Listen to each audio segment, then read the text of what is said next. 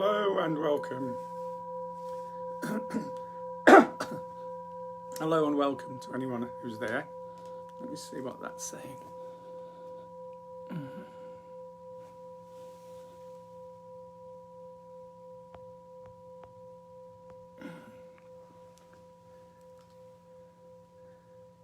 So a big welcome to anyone tuning in.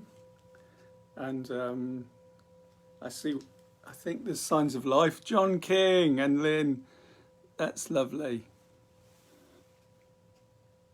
Okay. I hope this is working. I'm a bit rusty after the summer recess and having a break. But there's signs of life there, and that's really lovely to know. There are a few of you out there, old friends, Margareta Berg. So we're bringing Europe in as well now, which is beautiful. I see there's half a dozen of you there or so. That's wonderful. So Sovereign Earth. So it's been a few weeks. It's been a few months during summer. But it's time to, this is autumn equinox, this time of settling back down. And this Sovereign Earth episode is about song. Now, some of you, the more astute of you, will remember I covered song early on. This is number 49. But I covered song around episode 13. But it was broadcast from the Scilly Isles, the Isles of Scilly, about a year ago. I can see you all streaming on now. Angelika Minier from Germany. Rachel O'Reilly, lovely. Christopher White, Nottingham, beautiful. Blessed Alban Elfed, indeed. So I did an episode on song, but it's a lost episode. And because the whole idea of these Sovereign Earth offerings is like beads on a string, the key elements that make up a good life, in my estimation, it would be a big omission to leave song out of the mix, and I want it back in. So this is a reprieve, an encore for song. What better? So lovely. Carol Matthews, lovely. Carol and Nick, bless you. And Jan Reuters from Netherlands. Beautiful.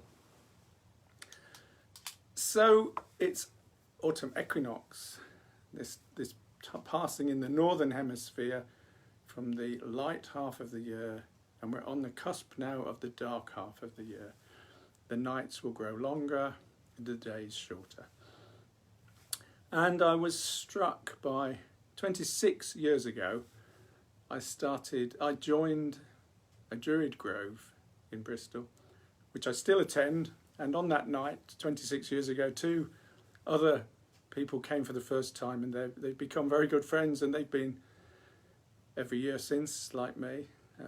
My friends Adrian Rook and Ronald Hutton, dear friends from the Grove, and 26 years on, celebrating the seasons and singing for the seasons is more important than ever. So song. I'd like to invite us to imagine birdsong as the universal language. I was going to play you a bit of lark song, skylark singing, or blackbirds, but I can't play the music on my computer and broadcast at the same time. It won't let me. Not the way I've got it set up anyway. So just imagine for a minute, if you will, that the magic and beauty of birdsong, especially a blackbird at dawn chorus, perhaps. Just bring it into your imagination. How magical is birdsong? Where does that come from? Okay, from the bird, but wondrous, and our voices too. So let's share 3 breaths just to start. A breath with the earth beneath us. Breath with the sky above us.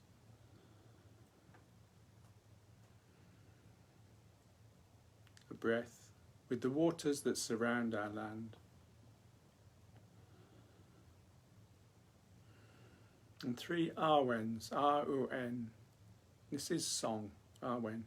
Sacred breath, breath, when, sacred.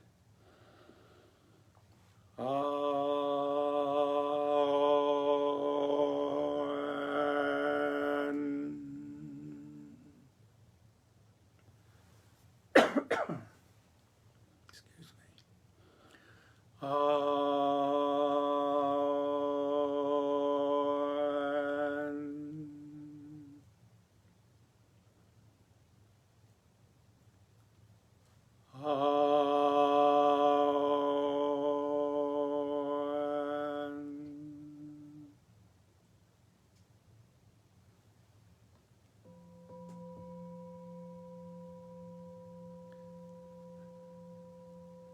So the capacity of song to bring me into resonance, into alignment, into tune with my body.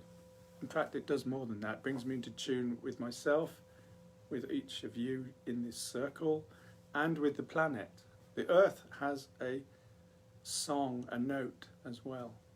It's very deep by all accounts, but she sings and welcomes our song. So Arwen, inspiration, inspirare, to inspire. So to inspire, the breath is perfect at equinox. In breath, pause, out breath. Balanced of the breath, representing at one level the sense of equinoctial balance and the ability to inspire. So let's have a song. We need to be singing. Let's have a song. Lovely to see all of you here joining, and please make yourself known. And it's possible my cousin is joining this evening from Austria. That one of my nephews, her nephews, but feels very close family. One of my mum's relatives has just had a baby son called Ben. Greetings, Matthias and Nina, if you're there, and Monica. So, and babies, just thinking of babies, a newborn baby is so close to spirit, to the Godhead, to the source. And that's why we have the word gossip. It's a much maligned word, gossip, but it originally meant God-sip, sipping with God. So sitting around a baby is to sip of God, with God. And this song is entirely appropriate, and I sing it for all young ones. We are angels, join in. We have forgotten these things, trailing clouds of glory. We are remembering. We are angels. We have forgotten these things, trailing clouds of glory. We are remembering. We are angels.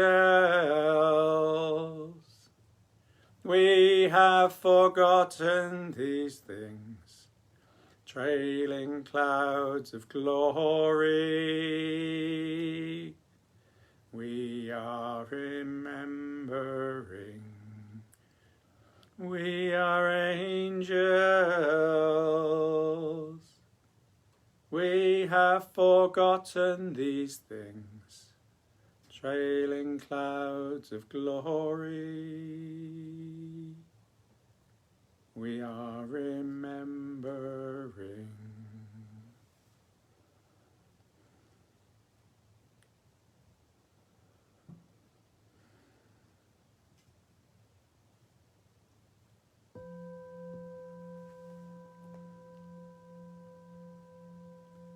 Not forgetting the beauty and the healing in the silence that follows the song.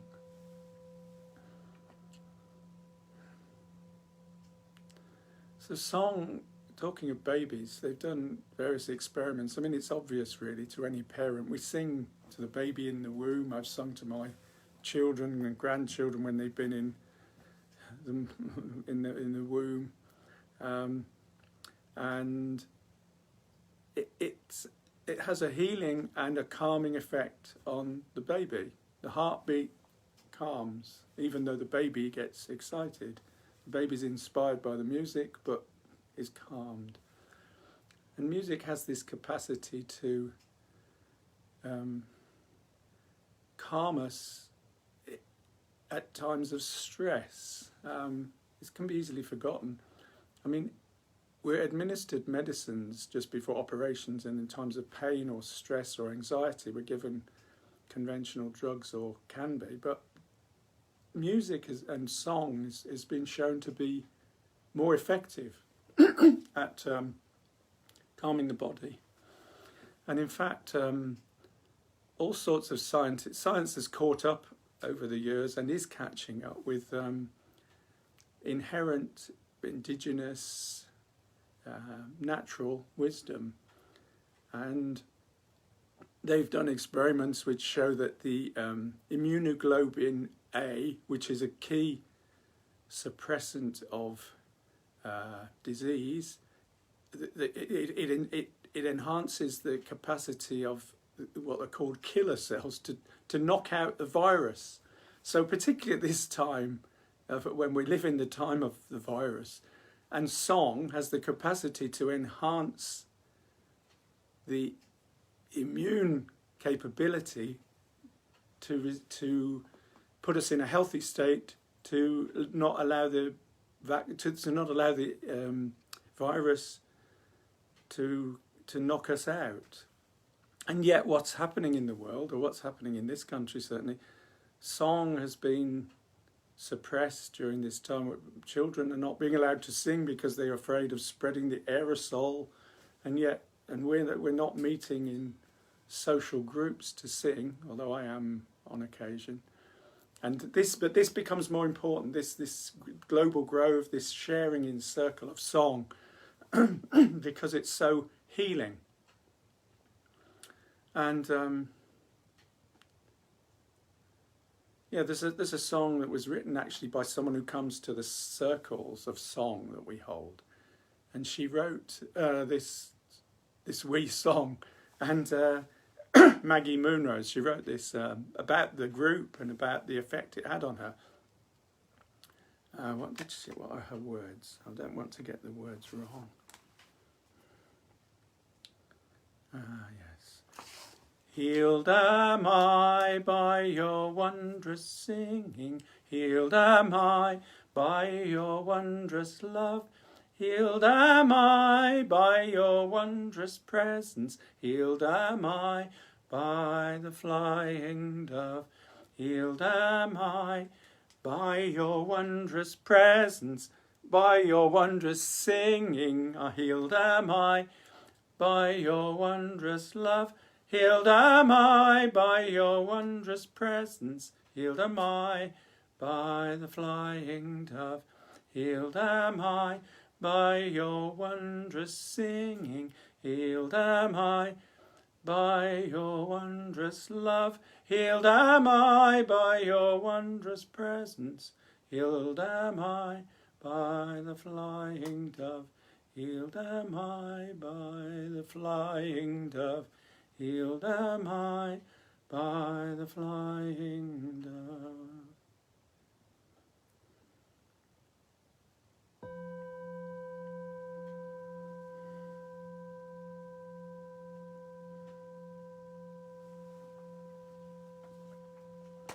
Now, lest we have any doubts about the capacity of music to heal, and it has many other qualities too, which we'll come on to. In Chinese, as you probably know, that the language is represented by pictograms, by symbols. So here in Chinese is the pictogram for medicine. That's medicine. But get this. Here's the pictogram for song. Can you see the difference? See the similarity? Pictogram for medicine, pictogram for song. It's medicine with knobs on. It's medicine with a couple of crowns or tuning forks. It's better than medicine. Isn't that amazing? I think that always inspires me. That's ancient wisdom. That's thousands of years old, representing the truth in song as its capacity to heal. So when we sing, like we sang the Arwen together, when we sing, that's such a simple, just a couple of notes, but we tune in. This tuning in, we're vibrational energy. We're vibrating, and in singing, each of us, I come into my heart note, my soul note, my resonance, and in that resonance, and my heart resonates, and it resonates and is resonating with each of you as you are with each other and with me, and we're resonating with the earth. And this is just beautiful, simple, and so easily forgotten. It's why singing with children in schools is so important. When I think back to those simple singing lessons at school and how important I see now that it was, and how important it is to come together and sing. And on Fridays I'm holding Earth Service every Friday from now on again, and did last Friday, and that is singing and offering healing and song to the earth and to ourselves. So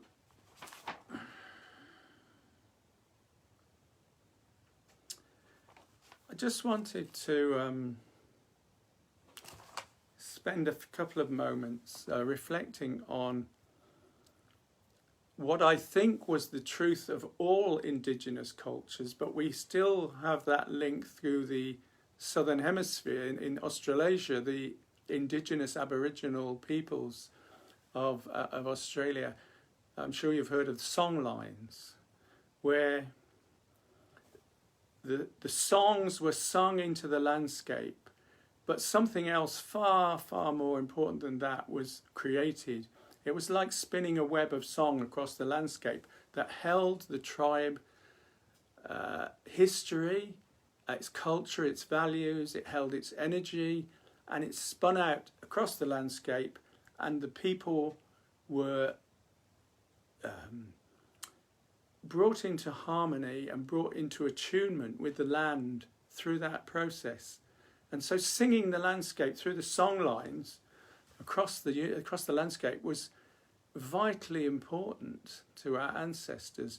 I think we get a glimpse of it through the Aboriginal peoples, the indigenous peoples of Australia, who can trace those song lines back literally thousands of years, at least 8,000, and I think there is evidence of 10 or 20,000 year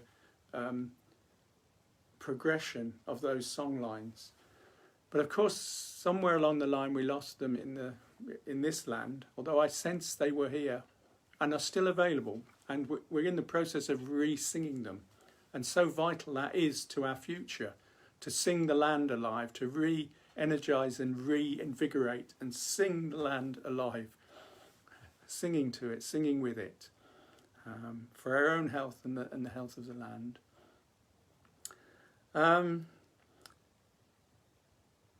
In our case, I think I've come to call the indigenous peoples, as I envision them of these lands, the Aboriginals, instead of Aboriginal, as in trees, tree people, because I think we sang in the forest and with trees, and we still can, and I believe it's vital we do. And there might be a limit on this. They've put a limit on the number of people who can meet together. They're saying no more than 6. Although Boris Johnson's speaking as we're broadcasting, and he might be changing. He's making a national broadcast, changing the rules. It's quite important. It's vital we keep in touch with the trees. There's no limit on the number of trees we can associate with, thankfully. We can associate with dozens or hundreds of trees. Go out to the forest and sing, and the trees will answer. So here's a song for the land, for the trees, for the energy of the song lines of the Aboriginals and the Aboriginal peoples. And some of you will know it, and John King and Lynn know that it came from a friend of theirs who wrote it, and it passed Phil Jones, and it passed through John to my friend Nathan, who handed it to me, and here it is, and it's spun out into the world, as song vitally must. It's to share. We can't hold on to it as if we own any of it. It's a vital resource to be shared. Here's a song. I invite you heartily to join with me as I get my drum. I am the land that is all that I am. I am the land that is all that I am. I am the land that is all around me. I am the land that is all that I am. I am the land that is all that I am.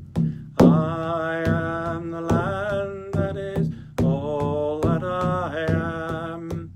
I am the land that is all around me. I am the land that is all that I am. I am the land that is all that I am. I am the land that is all that I am. I am the land that is all around me. I am the land that is all that I am. I am the land that is all that I am. I am the land that is all that I am. I am the land that is all around me. I am the land that is all that I am. Once more, I am the land that is all that I am. I am the land that is all that I am. I am the land that is all around me. I am the land that is all that I am. I am the land that is all that I am.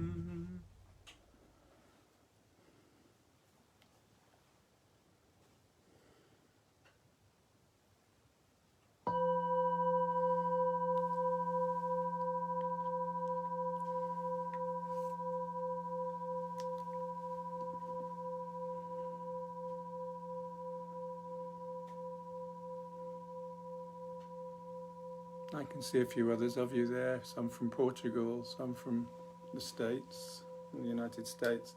It's beautiful to come together in this way, in this moment, across the globe, and to share song, our heart song. Sovereign Earth is about putting heart back into the earth with the vision for humanity to hold nature as being sacred again. That's what all these modules, these sessions are towards.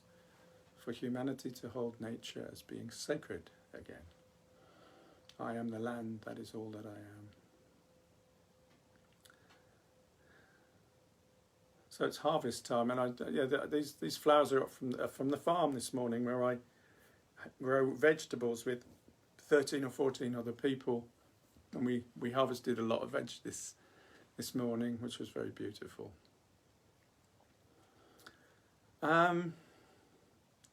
Let's just take a few moments to,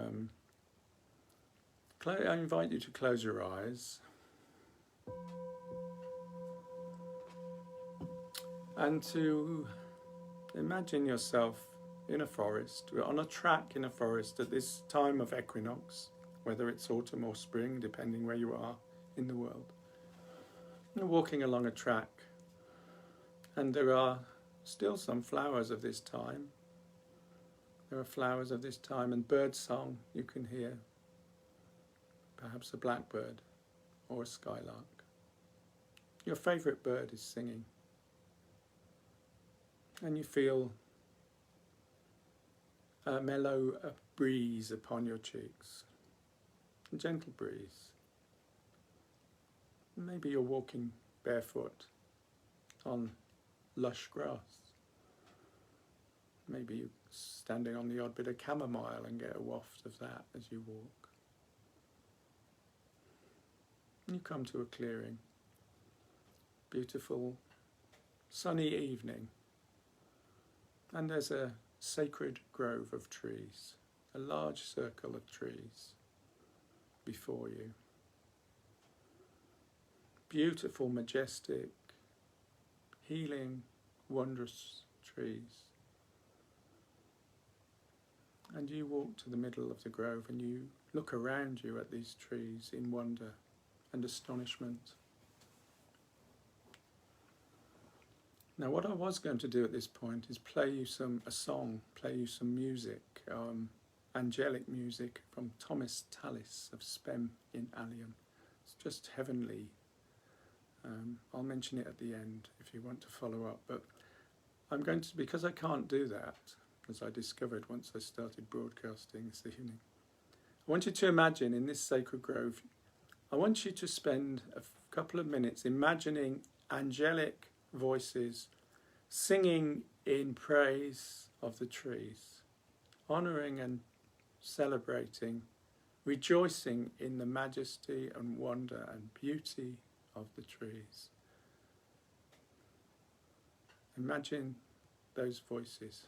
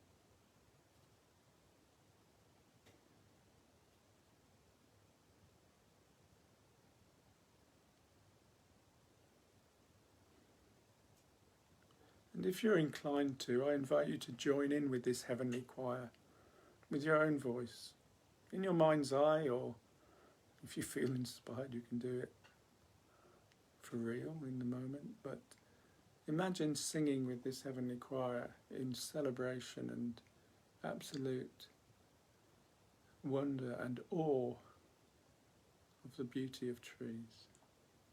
Offer them a song.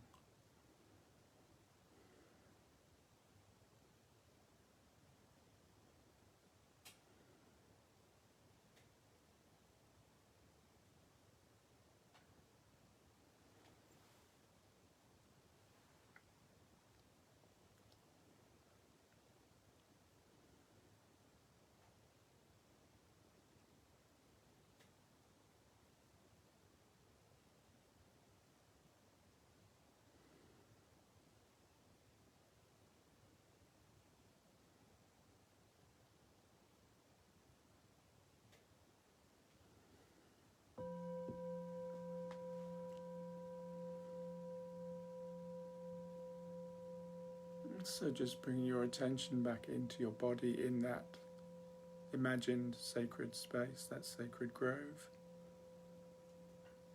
Having a last look around in awe and wonder and gratitude. feeling the vibration of the song in your body, in your heart, in your soul, as you leave that space and wander back along the path through the forest with the grass and the birds and the breeze, back to whichever space you find yourself watching this in with me now. And I return too with you to this space in this moment.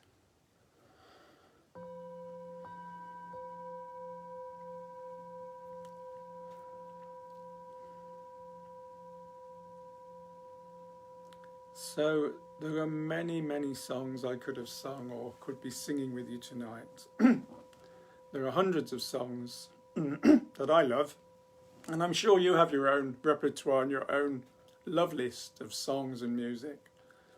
And I encourage you to get in touch with them perhaps a bit more. Play the music for healing, but sing the songs for deeper medicine, like this reminds us. There it is. Where is it? There it is. Song as the ultimate healer, well, one of them. So just drawing this together. It could go on for hours and hours, couldn't we, about song? But I just want to honour the ancient language of Sanskrit, which is thousands and thousands of years old, and was a language that embodied song, or does embody song, although much of it's forgotten even by the scholars who study it these days. It's acknowledged. A lot of it's been lost, but it has a depth of resonance in the beauty of its words and in its phraseology and its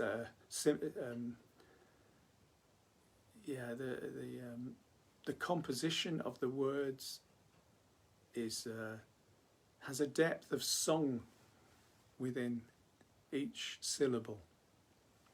And this is brought home to me by a Sanskrit teacher who lives locally, Lucy Crisfield, who's she teaches Sanskrit in a very deep and beautiful way, but honouring the sound of the words, and they embody the sacred. And this is the other aspect to song.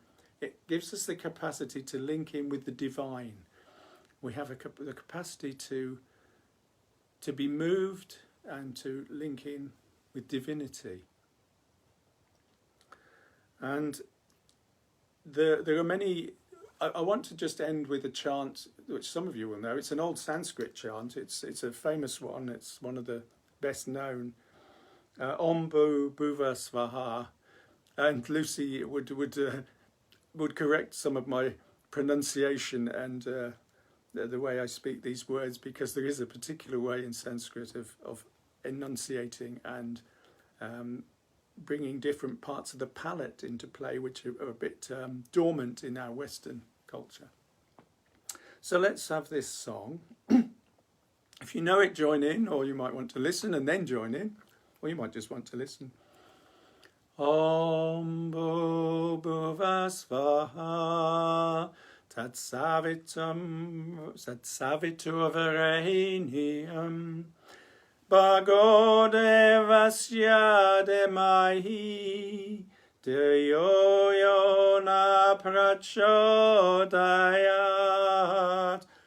Om Bhuva Svaha Tat Saviturvarenyam Bhargo Devasya Demahi Deyo Yona Prachodayat. Om Bhuva Svaha Tat Saviturvarenyam Bhargo Devasya Demahi Deyo Yona Prachodayat. Om Bhuva Svaha Tat Saviturvarenyam Bhargo Devasya Demahi Deyo Yona Prachodayat.